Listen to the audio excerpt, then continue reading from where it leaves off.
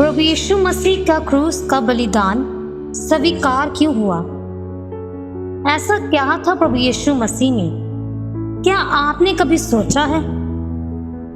जब हजारों पशुओं के बलिदान चढ़ाए गए तो वह केवल कुछ समय के लिए ही पापों को ढक पाते थे, लेकिन आखिर ऐसा क्या हुआ कि लगभग 2000 साल पहले एक व्यक्ति ने क्रूस पर अपने प्राण दिए और परमेश्वर ने उस एक बलिदान को सदा के लिए स्वीकार कर लिया।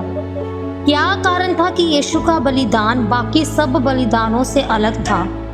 और अगर उनका बलिदान स्वीकार हुआ तो उससे आज हमारे जीवन पर क्या प्रभाव पड़ता है? तो आज हम बाइबल के आधार पर इसी गहरे सत्य को समझेंगे। इसलिए इस संदेश को अंत तक जरूर सुने, क्योंकि हो सकता है कि क्रूस के विषय में जो बात आप आज जानेंगे वे आपके विश्वास को पहले से कहीं ज़्यादा मजबूत कर दे। तो आज का मुख्य वचन यशायाह की किताब 53 अध्याय उसका 5 आयत है। परंतु वे हमारे ही अपराधों के कारण घायल किया गया, वे हमारे धर्म के कामों के कारण कुचला गया, हमारी ही शांति के लिए उस पर ताड़ना पड़ी कि उसके कूड़े खाने से हम चंगे हो जाएं। तो परमेश्वर का न्याय पाप को अनदेखा नहीं कर सकता। परमेश्वर प्रेमी है लेकिन वह न्यायी भी है। रोमियो 6 अध्याय उसके 23 आयत में परमेश्वर का वचन कहता है, पाप की मजदूरी मृत्यु है।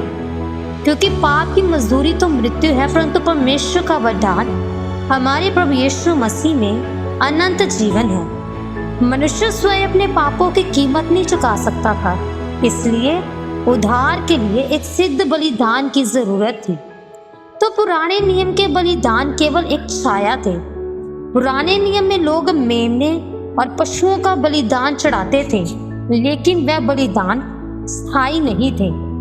इब्रानियों की किताब 10 अध्याय उसका 4 आयत है, क्योंकि बैलों और बकरों का लहू पापों को दूर नहीं कर सकता। वह केवल आने वाले सच्चे बलिदान की ओर संकेत करते थे, और वह सच्चा बलिदान था प्रभु यीशु मसीह। हम देखते हैं कि प्रभु यीशु मसीह के जीवन में कोई भी पाप नहीं था, यानी प्रभु यीशु मसीह एक निष्पापी थे। संसार में आज हर एक व्यक्ति पापी है, लेकिन प्रभु यीशु मसीह निष्पाप थे। पहला पत्रस 2 अध्याय उसका 22 आयत में, उसने ना तो पाप किया ना उसके मुंह से छल की कोई बात निकली। क्योंकि वह निष्कलंक थे, इसलिए वह संसार के पापों को अपने ऊपर लेने के योग्य थे। तो उन्होंने स्वयं इच्छा से अपना जीवन दिया। किसी ने भी यीशु का जीवन उनसे छीन नहीं लिया। उन्होंने स्वयं अपने आप को समर्पित किया, परमेश्वर के लिए अर्पित किया। यूहन्ना की किताब 10 अध्याय उसका 18 आयत में, कोई मेरा प्राण मुझसे नहीं लेता, परंतु मैं उसे आप ही देता हूँ। क्रूस कोई मजबूरी नहीं थी, क्रूस प्रेम था, क्रूस आज्ञाकारिता थी, क्रूस उद्धार की योजना थी। तो प्रभु यीशु मसीह ने हमारे स्थान पर दंड सहा। हम उस दंड के योग्य थे, लेकिन उन्होंने हमारी जगह पर दुख उठाया। दूसरा कुरिन्थियों 5 अध्याय उसका 21 आयत में, जो पाप से अज्ञात था उसी को उसने हमारे लिए पाप ठहराया, ताकि हम उसमें होकर परमेश्वर की धार्मिकता बन जाए। क्रूस पर यीशु ने हमारा स्थान ले लिया। प्रभु यीशु मसीह परमेश्वर के मेमने थे। जब यूहन्ना बपतिस्मा देने वाले ने प्रभु यीशु मसीह को देखा तो उसने कहा, यूहन्ना की किताब 1 अध्याय उसका 29 आयत में, देखो यह परमेश्वर का मेमना है जो जगत का पाप उठा ले जाता है। वे केवल एक शिक्षक नहीं थे, वे संसार के उद्धार करता थे। तो पुनरुत्थान इस बात का प्रमाण है कि बलिदान स्वीकार हुआ। यदि प्रभु यीशु मसीह कब्र में ही रहते तो हमारी आशा खत्म हो जाती, लेकिन वह तीसरे दिन जी उठे।